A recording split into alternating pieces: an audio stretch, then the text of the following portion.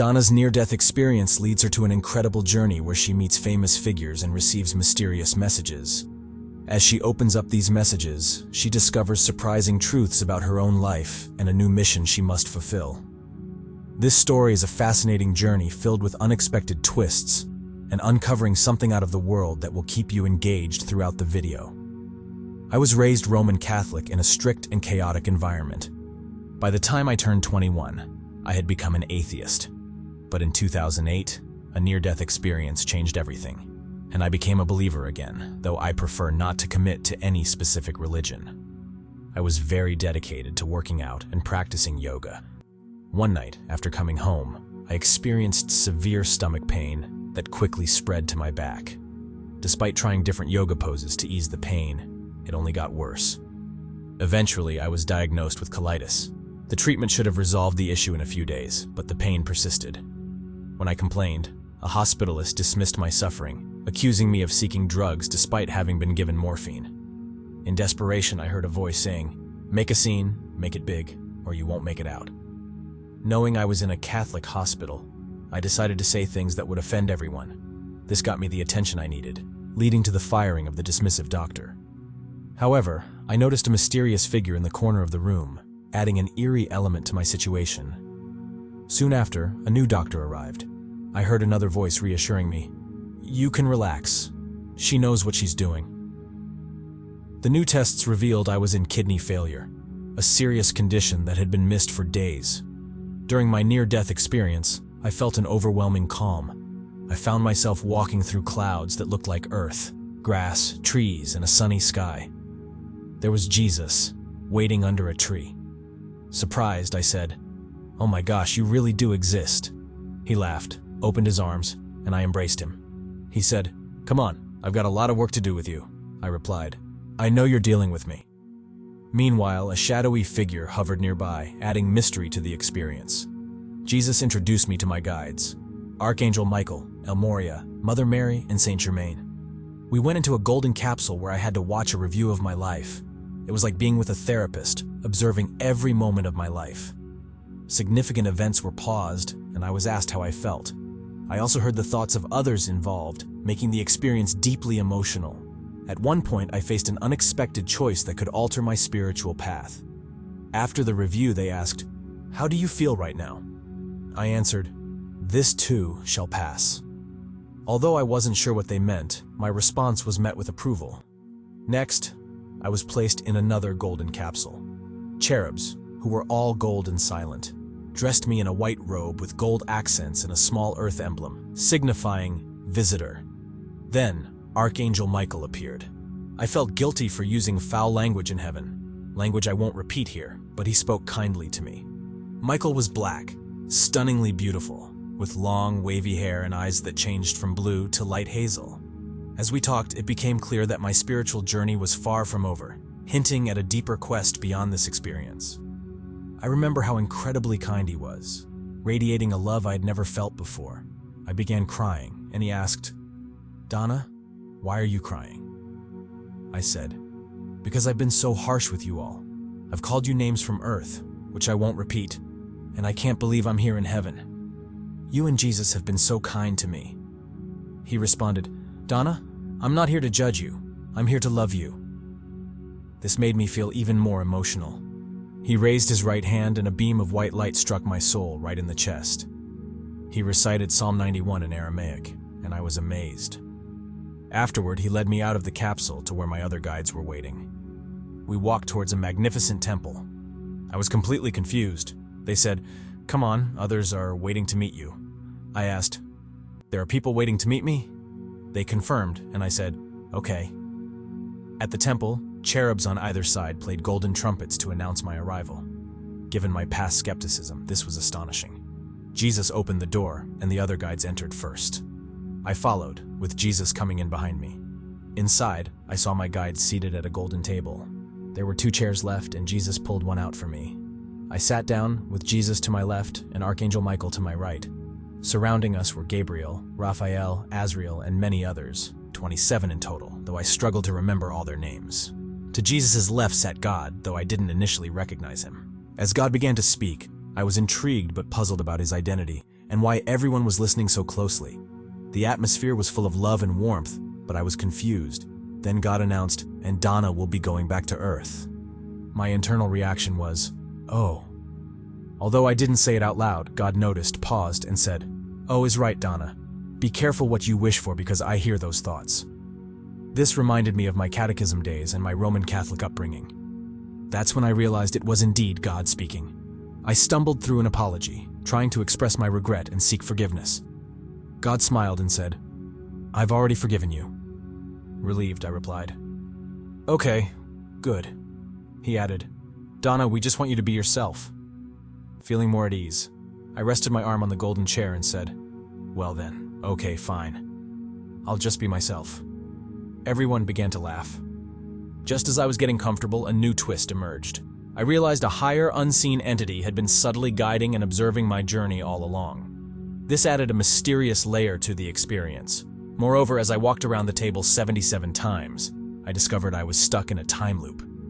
Each loop revealed new insights and challenges, forcing me to reevaluate my spiritual understanding and push toward deeper realizations. Finally, White Eagle, whom my grandmother had introduced to me through a book, gave me a memorable message. He said, "When you find a white feather, it's not a tribal thing. Reflect on it. Are you doing, or are you being?" This advice stayed with me. I looked at him, feeling pressured to respond, but remained silent. White Eagle noticed my hesitation and understood my struggle. It correctly, and he says, No, don't answer it now. Just think about it. During this time, I received other messages. I had the chance to go through a grand wooden door. I looked back at God and everyone at the table and asked, "So if I go through this door, can I stay in heaven and never return to earth?"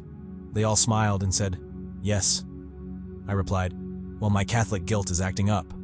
"Forget it, I'll go back as you asked." They laughed, appreciating my attempt at humor. So, I went back to heaven. More things happened there. In fact, this was just the beginning. Going through that door would have meant I'd died, though in heaven, no one actually dies. It's an earth term. If I had gone through that door, I would have stayed in heaven and not been alive on earth now. Instead, I stayed with them in the temple and continued my conversations with God, Goddess, and other souls. I started to sense there was more to their presence than initially revealed. I was introduced as a guest and met a variety of beings. I'll call them people because they looked like people, although heaven is also home to beings from other planets. Heaven felt like the bar scene in Star Wars. It seemed like George Lucas might have known something we didn't. Now that I've been there, I see the resemblance. I was shown to a large purple tent, which was my room. A long table was set up with all the archangels from the temple and everyone I had encountered.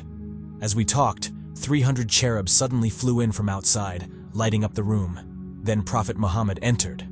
I had met him in the temple when I first arrived, and now here he was again. I thought, why is he here? We all stood and bowed, but he signaled for us to sit. He looked at me and said, "Donna, when you return, tell everyone that I am always praying for the Middle East.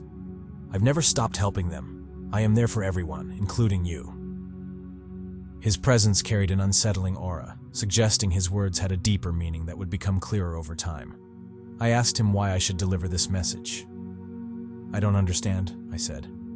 "I don't know anything about your teachings. I grew up Catholic in California. What should I do?" He replied. "I have my reasons. Just tell everyone I love them." I agreed, thinking, okay, I can do that. Yet, I felt his message was part of a larger plan that I was only starting to understand. After he left, all the angels followed him. We sat in silence, the room so quiet you could hear a pin drop. Then someone began speaking. I'm trying to remember who spoke first. It was either Gabriel or Michael. Michael said, "Donna, I hope you'll return and talk about the civil rights movement and what it was like to be black then.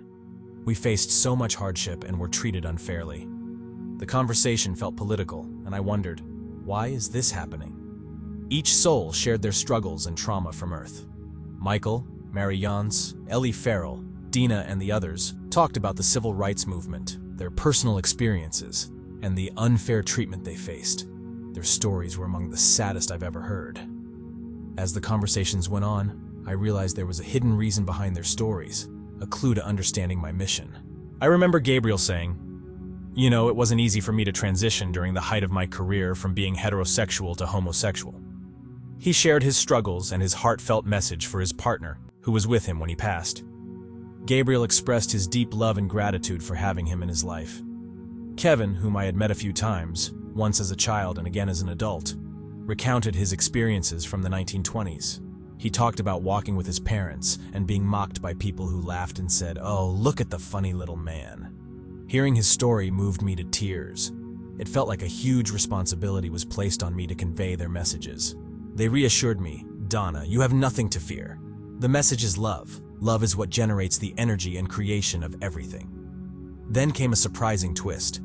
One of the spiritual figures revealed a deeper connection to my own past, making me question if my experiences were real. This revelation added a dramatic layer to my journey. God instructed me to write a book, which I published just last year. Remarkably, it was released on October 1st, 2023, the exact deadline I was given. This experience made me rethink my beliefs about God. After my near-death experience, I saw the Shroud of Turin on National Geographic and realized that it wasn't just about Jesus, but also about God showing disappointment in Jesus' death. This insight revealed that Jesus and Prophet Muhammad were equally significant, each representing the highest frequency of love during different times. During a profound spiritual experience surrounded by ascended masters, saints, and angels, I was hesitant to return to Earth. They insisted I needed to go back and continue my mission, presenting a dilemma. If I didn't return, I would face reincarnation. Each being gave me messages of love and protection, which reassured me as I prepared to leave. This created an emotional conflict, adding depth to my journey.